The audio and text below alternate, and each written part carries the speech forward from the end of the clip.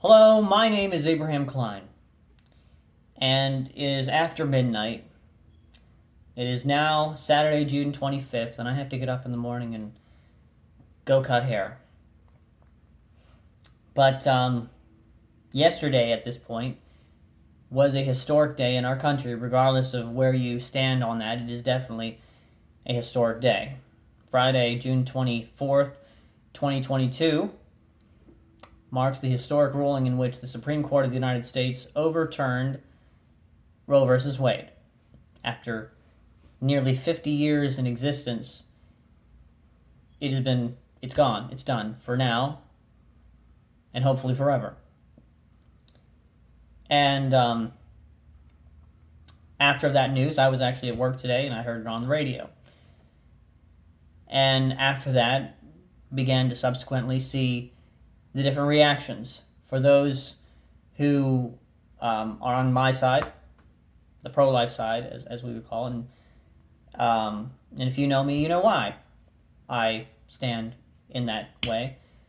There was a lot of elation, a lot of joy, happiness, celebration, none of which included saying, yay, we get to control women's bodies now. Because, it doesn't end abortion. It's still legal. It's still legal across the United States. There's no state where it has officially been revoked as a result of Roe v. Wade being overturned. But it does send it back to the states to decide for themselves what they want to do with it now that it is no longer considered a constitutional right. And so I saw a lot of reaction to it. I saw the pro-life side and I saw the other side. And I saw some reaction from many of whom that I do not know. I don't know Nancy Pelosi. I don't know Stacey Abrams. Other blue check marks people on Twitter that I don't even know who they are, but somehow they're, have lots of followers. And but I also saw reactions from those that are friends of mine, some of them even family members, who stated their anger, disgust, frustration regarding the overturning of Roe v. Wade. And where some saw this as a moment to gloat, I can see where there's, as a pro-life person, there's a desire to celebrate. There is a desire to see hope for the future of children in our country. But this is not a time to gloat. Since it has been now placed in the favor of saying that there is no constitutional right to abortion, that means it's up to us to defend it. Why is there no right to it? Why is it correct that a person should not be allowed to abort their child? And so I don't see this as an opportunity to joke. Although some of the ones with Clarence Thomas, with the gangster glasses, I did find a little funny. But all that aside, I realize that there are many people that I know personally, again, family members of mine as well, who have very strong opinions regarding this, and they're very angered about this. I don't expect that I will change your mind, but I hope that you have enough honesty to at least listen to what I have to say. Again, if you know me, and you've taken the time to actually listen, then you know that my opinion regarding abortion has nothing to do with controlling women's bodies. Not even close. If you know me, you know that I was almost an abortion. You know that my brother could have been an abortion. And so, therefore, I have legitimate reason of why I advocate for other unborn children. Because obviously before I was born, I was unborn. And and so I wanted to make a video about this because, again, this decision today, if it hadn't been made, to me does not necessarily make a difference. Yes, it does legally pose the opportunity of trying to end abortion in our country. But it does not yet change the hearts of the people in our country. Again, if we were to make abortion completely illegal tomorrow, there would still be abortion. There would still be people who were adamant about abortion. And if you've heard me talk about this before, you know that I mentioned that in the same respect, slavery was made illegal in our country over 150 years ago. And yet today, it still exists. Now it's not safe, legal, and rare, but it does exist in the form of human trafficking, exploitation, drug mules, all these other different ways in which people are literally owning people as slaves under the radar, so to speak. And I know that if abortion would be made illegal, that there would be people illegally doing it. Again, my desire is not so much to make it illegal, but to make it unthinkable. Now again, as I said, slavery still exists, but it is not a mainstream idea as it was 150 years ago. Indeed, after it was made illegal, there were many difficult times in our country. In fact, there was a war about it. There was an entire war. And after, there was the Reconstruction era, and there were lots of race tensions, and many of whom still remain to this day, unfortunately. But as far as slavery is concerned, even some of the most racist people in our country would not agree to the idea that slavery is good. It is considered by most people an unthinkable institution. And my desire is to see abortion become just like that, an unthinkable institution. Both are predicated, in my opinion, on evil. One is still in existence and does still happen under the radar. But the mainstream in our culture does not agree that slavery should be legal. At the same time, we have another that is still very much legal in our country. But as far as the conscience of our country, we still have many who believe that it is not only okay, but good. That it is somehow empowering. It gives you power to murder your unborn child. Now again, I have no desire to shame, excuse me, or to belittle or talk down or try to make a person out to look like a bad guy simply because of their support for abortion. In fact, I have more respect for them than I do the pacifists who say, I'm not pro-choice. I would never get an abortion, but I'm not saying anybody else shouldn't have to get an abortion. I have more respect for those who are just saying, yeah, I would have an abortion, I don't care who has an abortion, than I would those who claim to be pro-life, but also don't care if anybody else does. It's like, I would never abuse my child, but if you abuse your child, it's okay with me. But again, today I am not taking this time to try to talk down to anybody. I want to simply make my case about it. Because again, this is a historic moment, and what does my opinion matter? But if somebody does watch this, and if nothing else, it does cause you to think, then hopefully that's a good thing. I would hope. Because again, we currently live in a culture, or at least certain portions of our culture, in which even the advocation for life is considered wrong. Even the advocation for life is considered anti-woman. Now, if you want to decide to try to convince a woman to get an abortion, that's fine. Manipulate her mind all you want.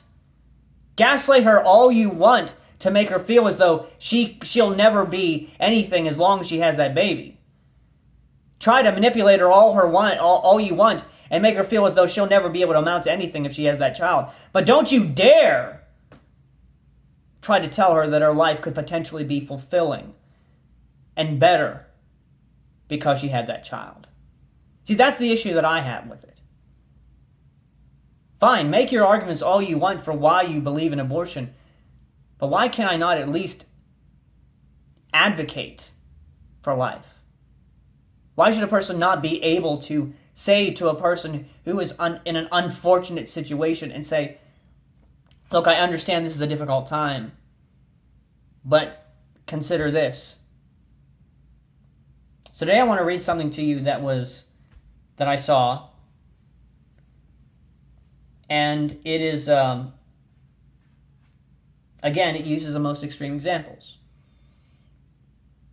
But again, extreme examples do exist. They're very few, but they do exist.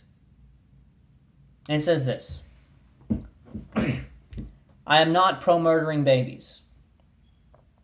I'm pro-Becky, who found out at the 20th week, at her 20-week anatomy scan, that the infant that she had been so excited to bring into this world had developed without life-sustaining organs. I'm pro-Susan, who was sexually assaulted on her way home from work, only to come to the horrific realization that her assailant planted his seed in her when she got a positive pregnancy test a month later. I'm pro-Teresa, who hemorrhaged due to placental abrasion, causing her parents, spouse, and children to have to make this impossible decision on whether to save her or her unborn child. I'm pro-little Kathy, who had her innocence ripped away from her by someone who she should have been able to trust, and her 11-year-old body isn't mature enough to bear the consequences of that betrayal. I'm pro-Brittany, who realized that she is in no way financially, emotionally, or physically able to raise a child. I'm pro-Emily, who went through IVF, ending up with 6 viable implanted eggs, requiring selective reduction to ensure the safety of her and a safe number of fetuses. I'm pro-Jessica, who is finally getting the strength to get away from her physically abusive spouse, only to find out that she is carrying the monster's child. I'm pro-Courtney, who found out she's already 13 weeks along, but the egg never made it out of the fallopian tube, so either she terminates the pregnancy or it's dying from internal bleeding. You can argue and say that I'm pro-choice all you want, but the truth is I'm pro-life, their lives, women's lives. Now again, these can be broken down into a few different categories. Number one, risk of the mother, rape or assault, rape of a young person, and, implanted with the child of an abusive partner, spouse, whatever you want to call it. And out of all of those,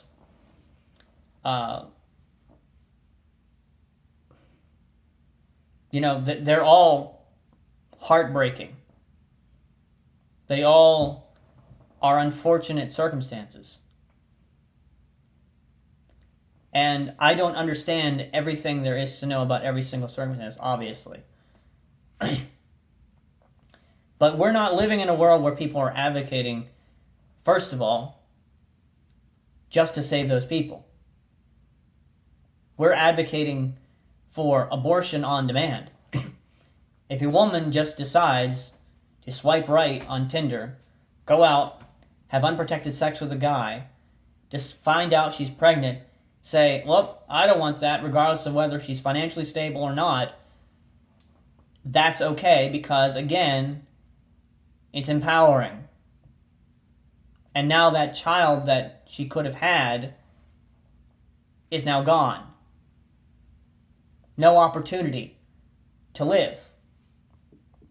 Now, I know a little bit about being in a situation in which the mother's life is in danger. Because it happened to my mother. My mother's life was in danger. And not only was my mother's life in danger, it was believed that my life would not be viable outside of the womb. So I've got a couple of those in my own life. And so I'm pro Deborah, that was my mother's name. And I am, words can't describe how unbelievably thankful I am for my mother loving me enough, never having known me prior, outside of the fact that I was in her womb, deciding that she loved me enough to give me life. Because yes, she had that power. The year that I was born, 1.3 million other unborn babies were aborted, and I could have easily become one of them. But my mother didn't do that. She let me live. And that is why I'm an advocate. Now, if you go back 14 years prior to my birth, my mother was in a similar situation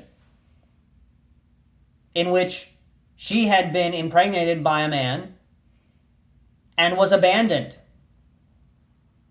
Financially, she wasn't, she was in a very precarious position, and she would have been the poster child. They could have used her as an example to say, look, this 21-year-old young lady was impregnated by this man, and he's a monster. It's a monster's child. But I'm still pro Deborah, and I'm also pro Nathan, who is my brother, by the way. My half-brother, because we share different fathers. But still my brother.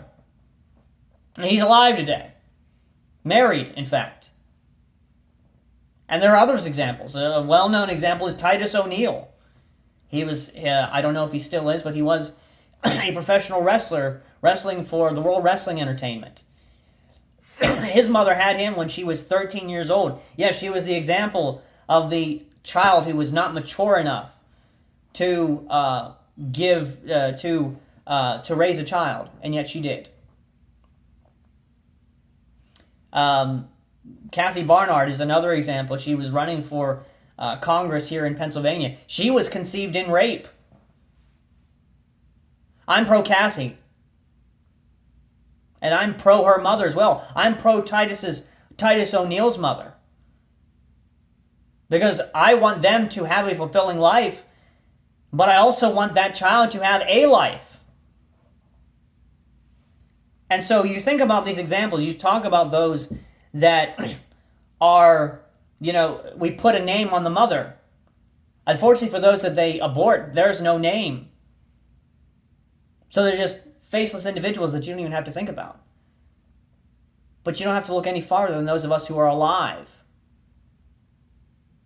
to realize that we exist. The expendables, as I would see us as being, exist.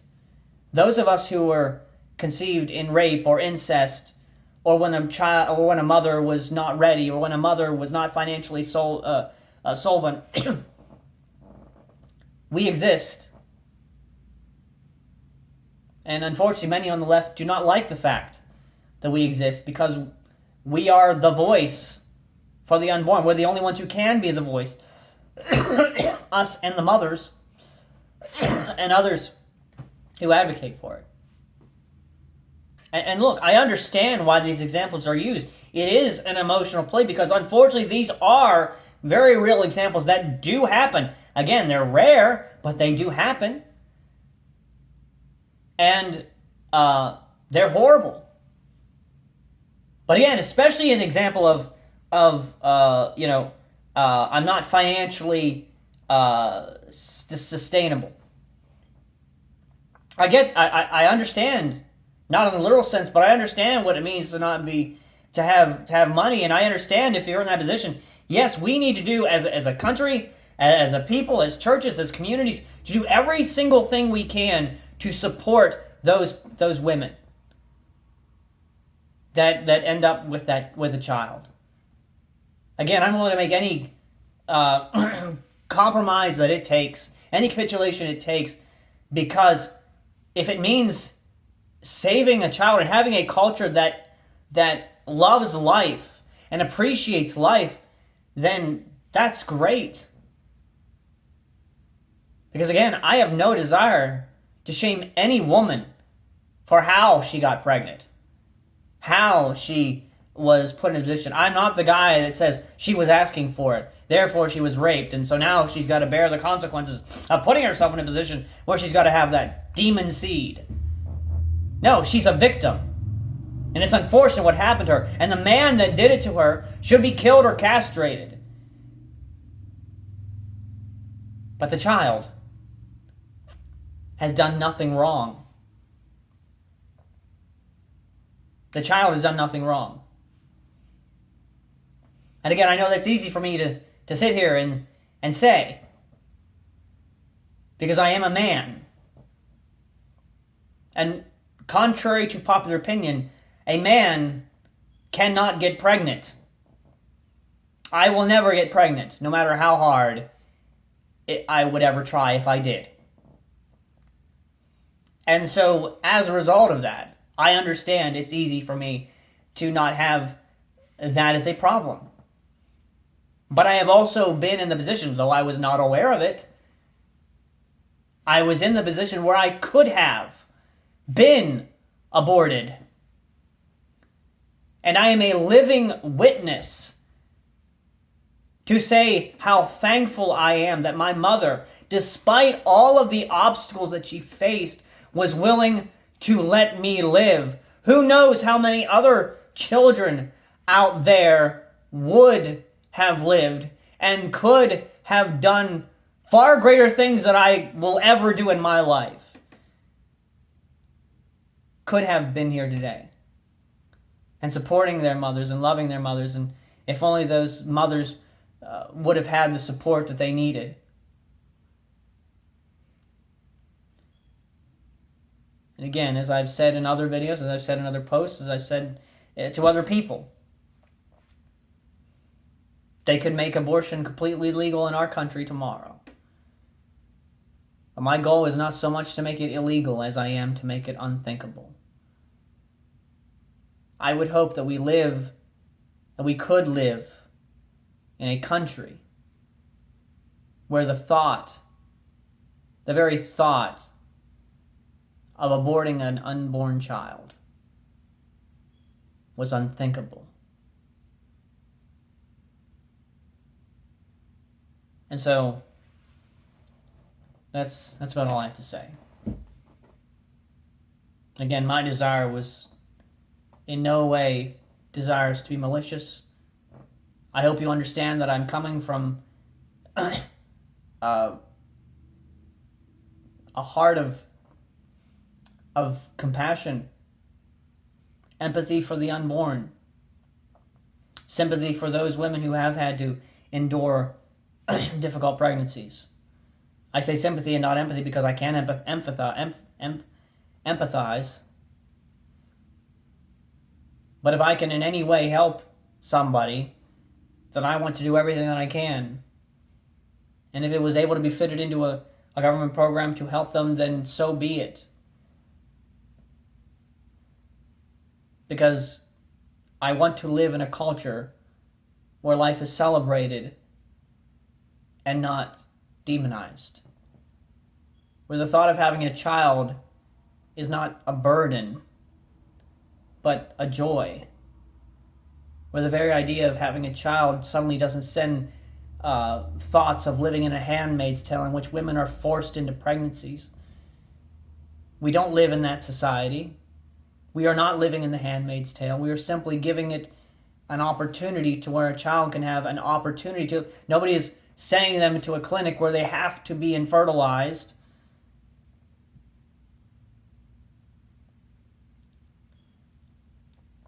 And so I would hope. Remember, when you're talking about a child conceived in rape, you're talking about a real living human being. When you're talking about a pregnancy in which the child's life is in danger or the mother's life is in danger, you're talking about a real human being. Yes, the mother is a real human being. And I would hope that she can get all the support that she can get wherever she is. I would hope that she is not shamed. I would hope that she is not demonized. I hope that she would not be abandoned or treated as being a second-hand citizen as a result of being pregnant. But I hope that we'd also think, we want to consider and allow the advocacy for the very real life that is there. And so I've gone almost 30 minutes, so I thank you for watching, and I hope you have a great day.